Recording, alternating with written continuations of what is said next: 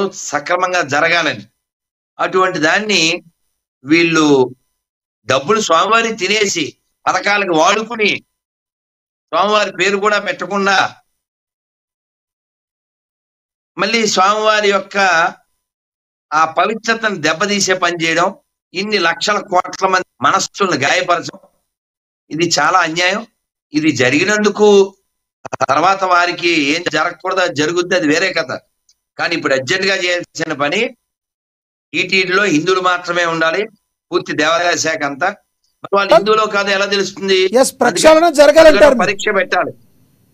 ఏమండి, ప్రక్షాళన జరగాలంటారు ముందు టీటీడీలో. కానీ ఈ మాట నాది కాదు, సీఎం గారు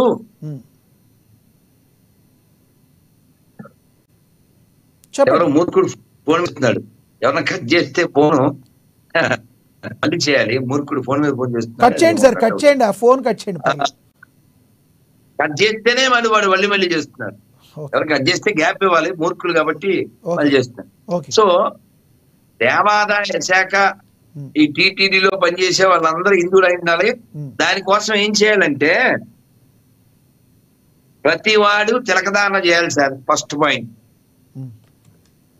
వాడు శైవ క్షేత్రంలో ఉంటే విభూతి పెట్టుకోవాలి, వాళ్ళు వైష్ణవ క్షేత్రంలో ఉంటే తిరుమల శ్రీవారి నామం పెట్టుకోవాలి. ఇప్పుడు నువ్వు శాంసంగ్ లో పనిచేస్తే మెడలో శాంసంగ్ వేసుకోవట్లేదా? ఏదో ఇంకో దాంట్లో పనిచేస్తే ఇంకోటి వేసుకోవట్లేదా? అలాగే స్వామివారి సొమ్ము తింటున్నారు, స్వామివారి నామాన్ని ధరించాలి. అది కనీస బాధ్యత, వాడికి ఉండవలసిన మినిమం రెస్పాన్సిబిలిటీ. అదే విధంగా వాళ్ళందరూ పరీక్ష రాయాలి.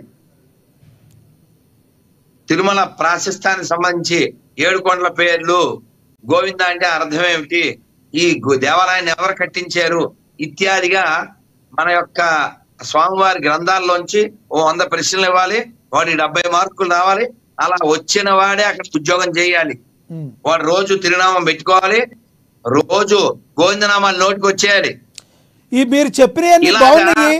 ఎస్ సార్, మీరు చెప్పినవన్నీ బాగున్నాయి, అన్ని జరుగుతాయి అంటారా మన దగ్గర?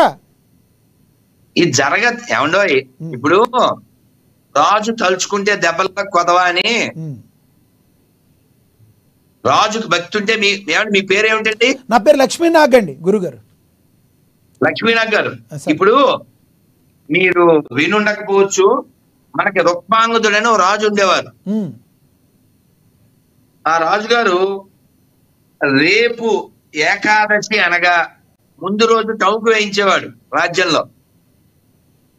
8 ఏళ్ల నుంచి 80 ఏళ్ల లోపు వారు ఆరోగ్యం బాగున్న వాళ్ళందరూ ఏకాదశి ఉపవాసం చెయ్యాలి, చేయకపోతే.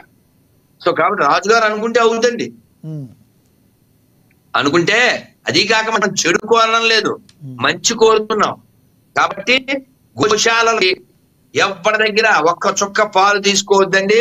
టీటీడీ వాళ్ళు పువ్వులు స్వామివారి పువ్వులు స్వామివారి తోటల్లోంచి వస్తున్నాయిగా.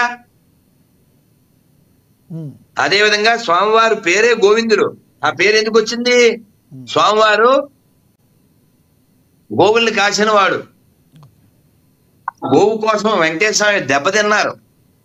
కాబట్టి ఎక్కడా పాలు కొనొద్దండి. టీటీడీ వాళ్ళు ప్రతి చోట ఆవుల్ని పెంచితే ఆవులు కాపాడబడతాయి, తద్వారా పాలు వస్తాయి, ఆరోగ్యం వస్తుంది, ఆ పేడ అది వాడటం ద్వారా మంచి పంట వస్తుంది. కాబట్టి ఇది ఒక పెద్ద ప్రాజెక్ట్ గా తీసుకోవాలని ముఖ్యమంత్రి గారు విజ్ఞప్తి చేస్తున్నాను. ఎక్కడ రోడ్డు మీద ఈ తెలుగు రాష్ట్రాల్లో ఒక్క ఆవు కనపడకూడదు. ఏ ఆవు రోడ్డు మీద ఉన్నా అదంతా టీటీడీకి ఇచ్చేయాలి. టీటీడీ ప్రైమ్ ఇది చెయ్యాలి.